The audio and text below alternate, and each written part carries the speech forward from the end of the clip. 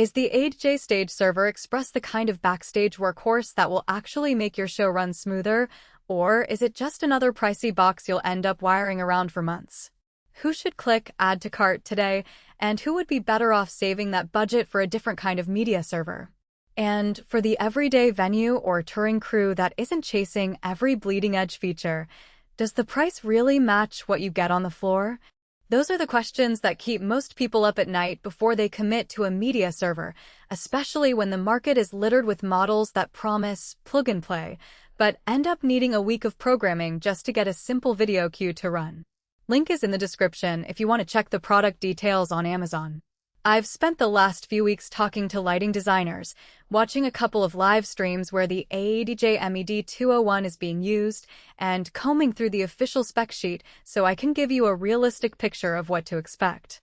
The real test isn't just the headline runs full HD video on 2 outputs, it's whether that capability actually simplifies your cue list, reduces your cabling, and lets you focus on the creative side of the show rather than wrestling with firmware.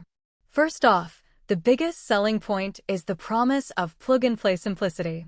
The server comes pre-installed with Media Master Express, and you can upgrade to Media Master Pro if your workflow demands more layers of playlists or remote control. In practice, that means you can pull the unit out of the case, hook up 2 HDMI cables, connect a DMX or MIDI controller, and you're ready to start loading video files. For a small house of worship or a regional theater that runs the same set of videos night after night, the learning curve is almost non-existent. You don't need a dedicated IT tech to format drives or update drivers. The onboard software walks you through the import process with a few clicks, and the UI is designed for touchscreens as well as mouse control. That convenience does have a trade-off.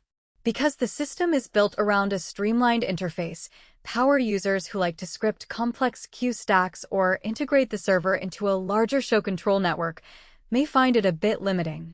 Media Master Express, the base software, supports basic DMX and MIDI triggers, but it lacks the deeper API hooks that some larger productions rely on to synchronize video playback with moving lights or pyrotechnics in real time.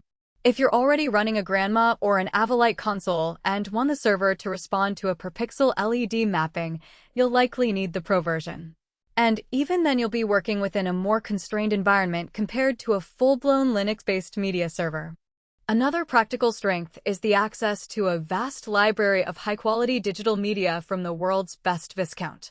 ADJ maintains an online repository where you can download royalty-free clips, background loops, and transition graphics that are already formatted for the server. For crews that don't have a dedicated video editor on staff, this library can shave hours off the pre-show prep.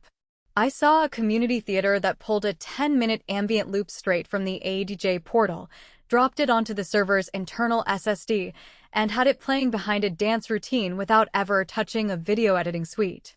That kind of ready-made content is a real time saver. The downside here is that the library, while large, is still curated. If your show needs niche footage, say, a custom animation that matches a brand's color palette, you'll have to bring your own media files into the system. The server accepts most common codecs, but there have been occasional hiccups with higher bitrate ProRes files that forced users to transcode down to H.264. That extra step can be a nuisance if you're on a tight deadline, and it's something you won't hear about until you try to load that one special video. When it comes to hardware reliability, the Stage Server Express is a compact 1U rack unit that fits neatly into a standard equipment rack without taking up a lot of space. The 2 full HD outputs mean you can drive 2 projectors simultaneously, which is a boon for venues that need a front-of-house screen and a rear stage video wall. In real-world use, the dual outputs have saved crews from having to buy a second, smaller server just to feed a backup screen. The fast solid-state storage ensures that playback is jitter-free, even when you're running several clips back-to-back.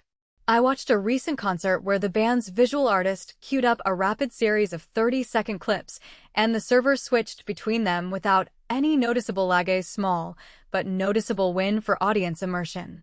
However, the hardware does have a hidden limitation. It only supports HDMI output, no SDI. If your venue's infrastructure is built around SDI distribution common in larger touring rigs or broadcast-style setups, you'll need an external converter, which adds cost and another point of potential failure.